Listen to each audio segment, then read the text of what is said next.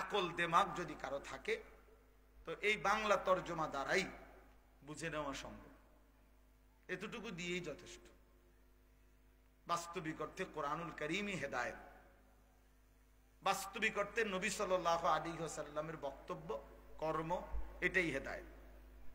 মানে কোরআন এবং সুন্নাহ এটাই হেদায়েত, এটাই জীবনের গাইডলাইন, এটাই পথ নির্দেশিকা, এটাই আমাদের মূল গন্তব্য, আখিরাতে পৌঁছবার জন্য একমাত্র মাধ্যম।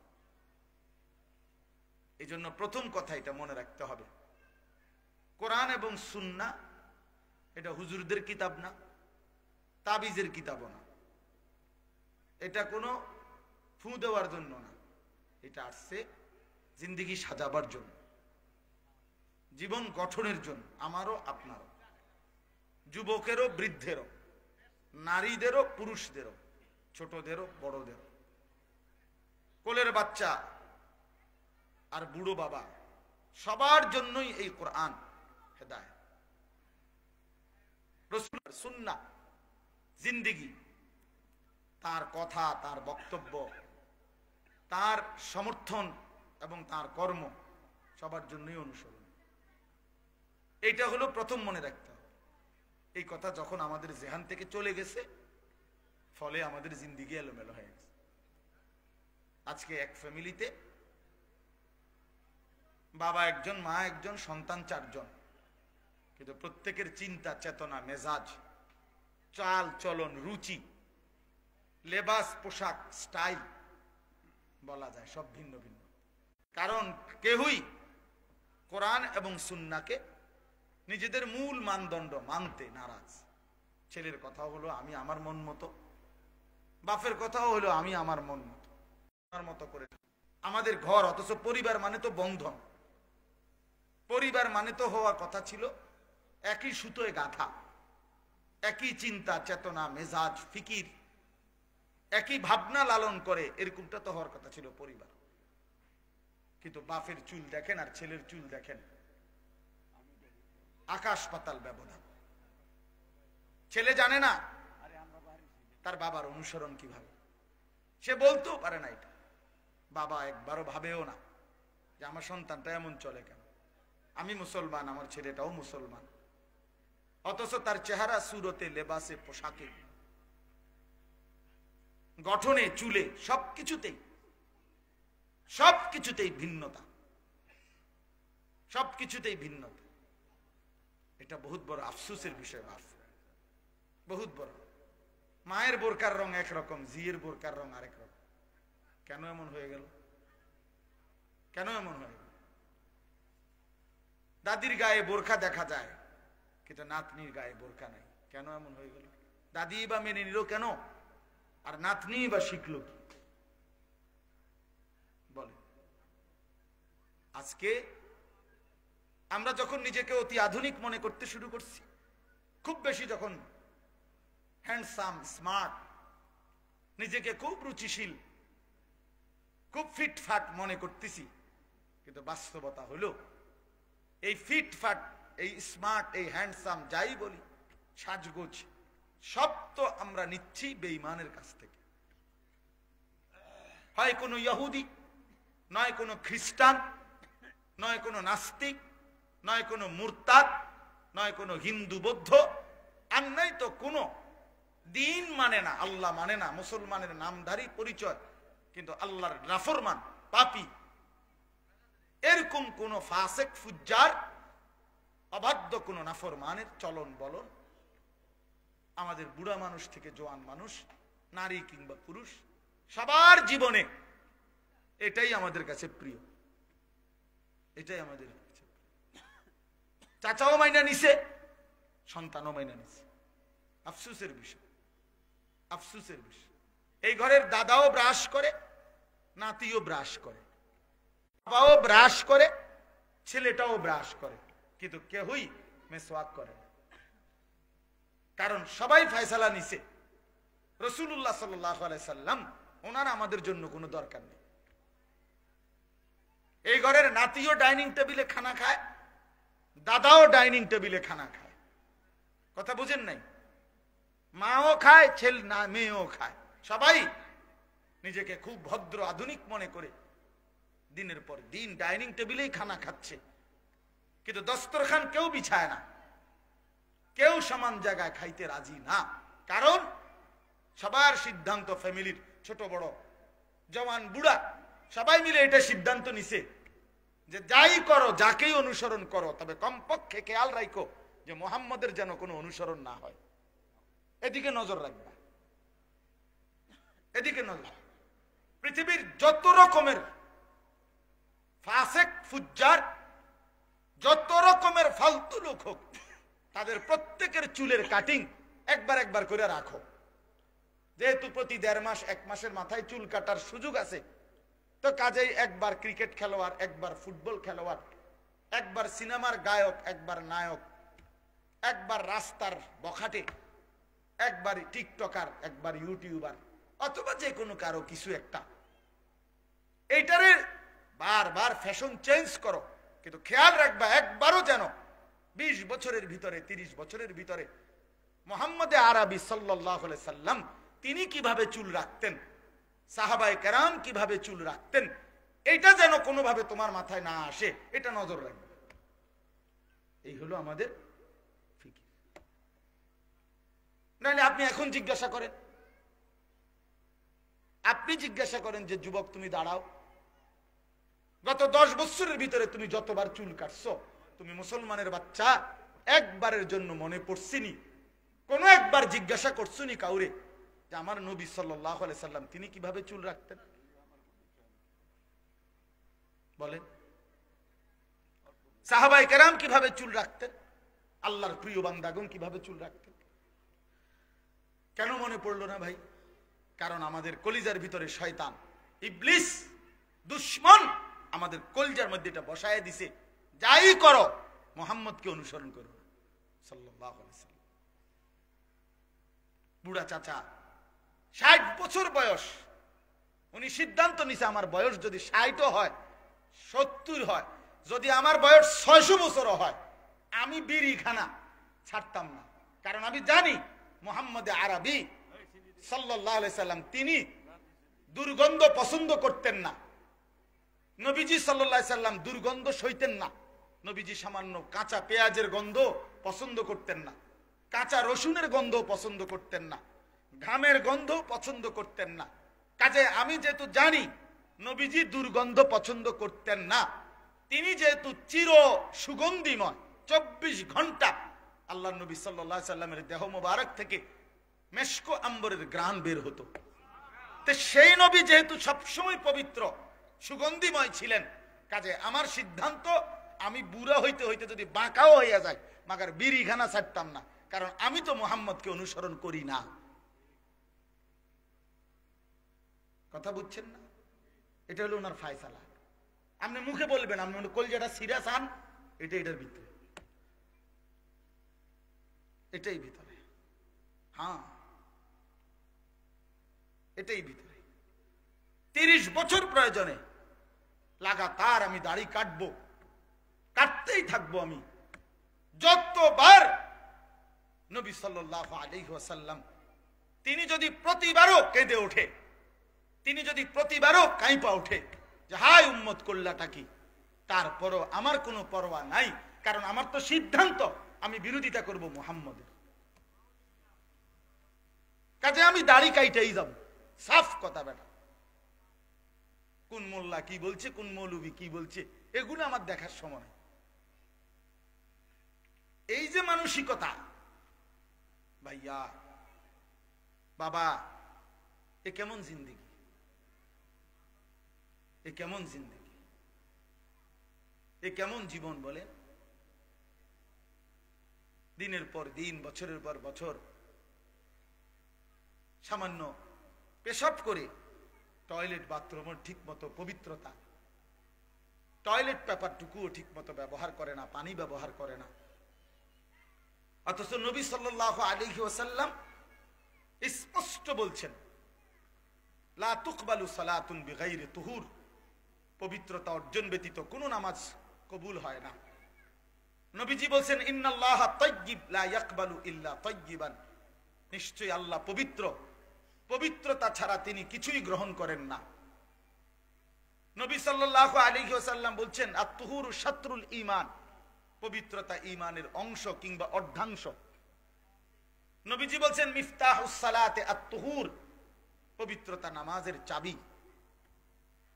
নবী সাল্লাল্লাহু আলাইহি ওয়াসাল্লাম এত ভাবে বলছেন, কোরআনুল কারীমের মধ্যে আছে, কোরআনে আল্লাহ বলছেন বান্দা তুমি যদি পেশাব করে অথবা বীর্যপাত হওয়ার কারণে গোসল ফরজ হয়, যদি তোমার পানি না মেলে, কোনোভাবে পানির ব্যবস্থা হচ্ছে না, প্রয়োজনে মাটি দিয়ে তায়াম্মুম করো, ফাতায়াম্মামু সাঈদান তাইয়্যিবা, মাটি দিয়ে তায়াম্মুম করো।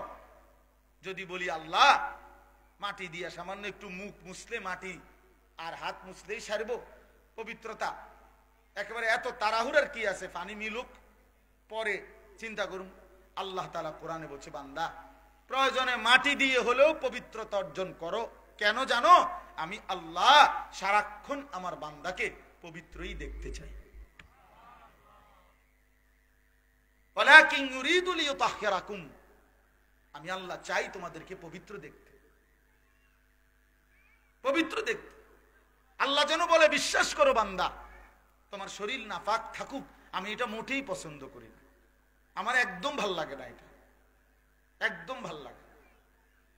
তুমি পেশাব করে পানি নিবা না, টয়লেট পেপার ব্যবহার করবা না, তুমি এরকম অপদার্থ, এরকম ফালতু, এটা তো আমি কোন মুসলমানের জন্য আমি আল্লাহ এটা পছন্দই করি। যে আমার বান্দা, আমার মুমিন, আমার ইমানদার বান্দা, ওই এরকম ফালতু হবে কেন, ওই এত বাজে হবে কেন, এরকম হবে কেন? আজ আমাদের সন্তানদের নিজেরা ফ্যাশন মানে কি, সারাক্ষণ চুল এটারে মাথার মধ্যে এটারে কোন রকম একটা কাটিং বানায়, এটারে শুধু ঘুরায়, মানে এর চাইতে বড় ছাগলামি আমি অনেক চিন্তা করে দেখছি, মানে এর চাইতে বড় প্রতিবন্ধিতা আর কিছু হইতে পারে না, যে নিজেই বড় রাইখা নিজেই এটারে বিকট বিদঘুটে আফ্রিকান জঙ্গলের মতো কোন প্রাণীর মতো চুল বানায়, আবার নিজেই এটারে একবার এদিকে ফিরায় একবার। আমার কাছে মনে হয় এই প্রতিবন্ধী, তার মানসিক সমস্যা আছে, সে সুস্থ না, স্বাভাবিক না। আপনি পরীক্ষা করে দেখেন, মানে তুমি বাড়াইয়া দিলা এনে, আবার তুমি এটা ফিরাও কেন, আর ফিরাইলে এটা এরকম বাড়াইলা কেন? কথা বোঝেন নাই আমার? এটা যে তো তোমার অসুবিধাই করতে আছে, তো এটার আগে কাটতে লাও। আর যদি বলে না অসুবিধা করে না আমার, তো এটারে ফিরাও কেন প্রত্যেকবারে?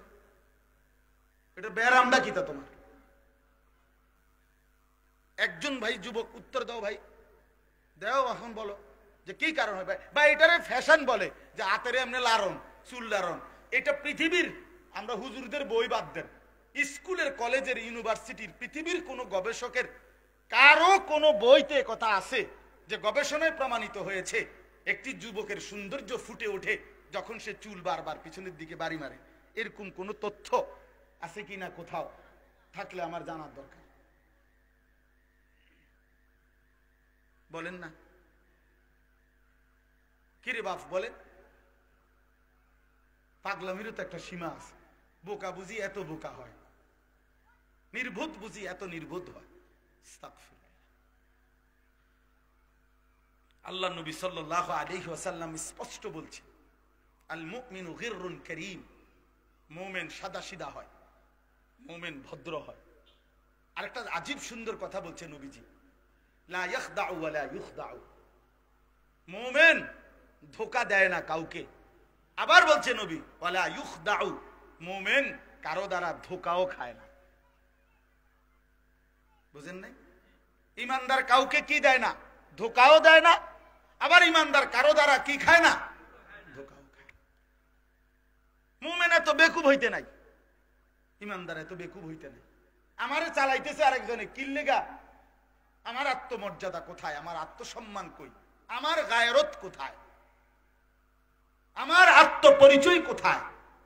আমি একবার ক্রিকেট খেলোয়াড়ের মতো, একবার ফুটবল খেলোয়াড়ের মতো, একবার সিনেমার নর্তকীর মতো, একবার নাটকের অভিনেতার মতো, একবার ইউরোপের কোন খেলোয়াড়, কাফের মুশরিক বেঈমান তাদের মতো আমি আমাকে বারবার সাজানো ঘুরাই ফিরাই, এক একবার এক এক রং এক এক ঢং ধরি, এই ছলনাময়ী এক এক সময় এক এক রং ধরে, এ তো মুমিনের সিফাত হইতে পারে না, এটা তো ইমানদারের পরিচয় হইতে পারে না দোস্ত। এই জন্য বাবারা আপনাদেরকেও বলি, প্রত্যেকেই আগে এই কথা বুঝেন।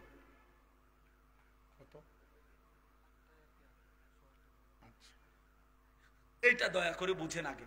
আমি এই জন্য বলছি, আগে দিল থেকে আমার কথাটা যারাই শুনতেছেন মনোযোগ দিয়ে শুনেন। কয়জন শুনেন আমার এই নিয়ে কোনো টেনশন নেই, কয়জন পাত্তা না দিলেও আমার কোনো সমস্যা না, আমি একজন শুনবো সাহেব, কেউ না শুনলে আমারটা আমি কয়ে যাই, আমার সব এই কোনো সমস্যা, এই জন্য চিন্তাও করি না। জনপ্রিয়তার ধোঁকা, আসমানওয়ালা গ্রহণ করা, সেটা হলো সফলতা। কথা বোঝেন নাই? জনপ্রিয় ঠিক আছে সব, কিন্তু মালিক নিল না, আল্লাহ তাআলা গ্রহণ করলেন না, তো কি ফায়দা? কি ফায়দা? এই জন্য দয়া করে আমরা প্রত্যেকে ইনসাফের সাথে আগে এই কথাটা বুঝেন ভাইয়া। এখানে যে কয়জন বসছেন, বাবারা, চাচারা, বন্ধুরা, ছেলেরা, এ কথা দিল থেকে ভাইয়া বুঝো যে কোরআন এবং সুন্নাহ আমার জন্য, আপনার জন্য, হেদায়েতের জন্য। আল্লাহ কোরআনে বলছেন যালিকা হুদাল্লাহ ইয়াহদি বিহি মান ইয়াশা। আল্লাহ নিজে বলছে, শোনো বান্দা, এই কোরআনই হচ্ছে আমি আল্লাহর পক্ষ থেকে হেদায়েত। ইয়াহদি বিহি, খোদার কসম আল্লাহ বলছে, আমি কেবল এই কোরআন দ্বারাই যাকে ইচ্ছে করি হেদায়েত দিয়ে থাকি, হেদায়েত দিয়ে থাকি। অতএব কোরআন এবং সুন্নাহর সাথে সম্পর্ক নাই, কোরআনুল কারীমের হুকুমটা গ্রহণ করে না, রাসূলুল্লাহ সাল্লাল্লাহু আলাইহি সাল্লামের তরিকা গ্রহণ করে না, নিশ্চিত সে কোন সঠিক পথ, সুপথ, আলোকিত রাস্তা খোদার কসম তার মিলবে না। তুমি ফইরা থুবাই এলাও, তুমি ফইরা থুবাই এলাও, কোনো অসুবিধা নাই। আটলান্টিক মহাসাগরে যত পানি, তোমার জ্ঞান আমরা দোয়া করি তার চাইতে বেশি হোক, কোনো সমস্যা নাই। একবারে হিমালয় পর্বতের উচ্চতার চাইতেও মহাজ্ঞানী হও, কিন্তু কোরআন থেকে বঞ্চিত, রাসূলুল্লাহ সাল্লাল্লাহু আলাইহি সাল্লামের সুন্নাহ থেকে বঞ্চিত, আল্লাহর কোরআন দেখে দেখেও পড়তে পারে না, আর সাইয়া সাইয়াও কদ্দুর কোরআন শরীফ পড়তে পারে না শুদ্ধ, এতটুকু যোগ্যতা যার নাই, ওই মুসলমান পরিচয়ধারী ব্যক্তি ব্যর্থ, ব্যর্থ, ব্যর্থ বেটা, ব্যর্থ জিন্দিগি। ওই জিন্দিগি, ওই দুনিয়ার এসব মাতবুরি, বাহাদুরি, দুনিয়ার কিছুক্ষণের কারাকারি, দুনিয়া নিয়ে কামরা কামরি, এগুলা কিছুক্ষণের মধ্যেই ফুরায় যায়, এগুলা কিছুক্ষণের মধ্যেই ফুরায় যায়। হ্যাঁ, এগুলা বেশিক্ষণ লাগে না, 2:30 বাজে গেলে গা, পরের দিনের আর 2:30 বাজে না, 24 ঘন্টা আর লাগে না, মাটির সাথে সব মিশে যায়, 24 ঘন্টা আর লাগে না। তখন 16 বছরের সাজানো বাগান 24 ঘন্টার আগেই নিশ্চিহ্ন হয়ে যায়। আল্লাহ তাআলা দেখাই, আল্লাহ বলছে, বান্দা, বারবার পৃথিবীতে আমি একই ঘটনার পুনরাবৃত্তি করি, ইতিহাসের বারবার ইতিহাসের পুনরাবৃত্তি হয়, এটা আমরা বইতে পড়ছি বারবার, ইতিহাস বারবার ফিরে আসে, বারবার বারবার আল্লাহ তাআলা বারবার ইতিহাসকে ফিরায়, মানুষকে বারবার শেখাইতে চায়। কোরআনুল কারীমের মধ্যে আছে, আল্লাহ তাআলা নবী সাল্লাল্লাহু আলাইহি সাল্লামকে বলছেন, শুনেন, নবীজিকে আল্লাহ বলছে, ফাকসুসিল কাসাস, হে নবী, আপনি পূর্ববর্তী জাতির ঘটনা বলি আপনি আমার বান্দাদের কাছে বর্ণনা করুন। কেন? লাআল্লাহুম ইয়াতাফাক্কারুন, যেন তারা ফিকির করতে পারে, ভাবতে পারে। হ্যাঁ, আল্লাহ বলছে যে, বন্ধু, কেন আমি নূহ নবীর জাতি অবাধ্যতার ঘটনা, তাদেরকে তুফানে ধ্বংস করার ঘটনা কেন শুনাইলাম, আপনি বলেন, তারা ফিকির করবে। আমি হুদ আলাইহিস সালামের ঘটনা, লূত আলাইহিস সালামের ঘটনা, সালেহ আলাইহিস সালামের ঘটনা, শুআইব আলাইহিস সালামের ঘটনা, মূসা আলাইহিস সালামের ঘটনা, ফেরাউনের ঘটনা, নমরুদের ঘটনা, কারুনের ঘটনা, আল্লাহ তাআলা এগুলো কোরআনে কেন বললেন? বারবার আল্লাহ বলছেন পরবর্তী বান্দারা যেন ফিকির করে। ফিকির কি করে বাপ? ফিকির করে, যেন ভাবে, যেন ভাবে। কোরআনুল কারীম আল্লাহ বলছে, কারুনকে আল্লাহ বলছিল আওয়ালাম ইয়ালাম আন্নাল্লাহা কাদ আহলাকা মিন ক্বাবলিহি মিনাল কুরুনি মান হুয়া আশাদ্দু মিনহু কুওয়াতান ওয়া আকসারু জামআ। আল্লাহ বলেন কারুনকে জানো তুমি? এই নাফরমান, তোমার আগে শক্তিতে অনেক বেশি ছিল, সম্পদেও অনেক বেশি ছিল, ধনেও বেশি ছিল, জনেও বেশি ছিল। মানে মানুষ শক্তি জনবলও ছিল বেশি, সম্পদও ছিল বেশি। এরকম অসংখ্য জাতি তোমার আগে আমি ধ্বংস করে দিছি, তুমি জানো না? কোরআনুল কারীমের মধ্যে আছে। আল্লাহ তাআলা বলেন কত জাতিকে আমি ধ্বংস করছি। ও দুনিয়াবাসী, তোমরা তাদের কবরস্থানে গিয়ে কান পাইতা শোনো, একটি নড়াচড়া বা একটা নিঃশ্বাস তাদের শুনতে পাও কিনা। দেখবা যে কোনো আওয়াজ নাই, কোনো নিঃশ্বাসের ধ্বনিও নাই। আজ তারা নিশ্চিহ্ন, পৃথিবী থেকে নিশ্চিহ্ন তারা। বৃষ্টি বেশি হলে মসজিদে যাওয়া যেত না? মসজিদটা তো অনেক সুন্দর, বড় সড়ো জায়গা আছে। মসজিদের ফিকির রাখেন যেন মসজিদের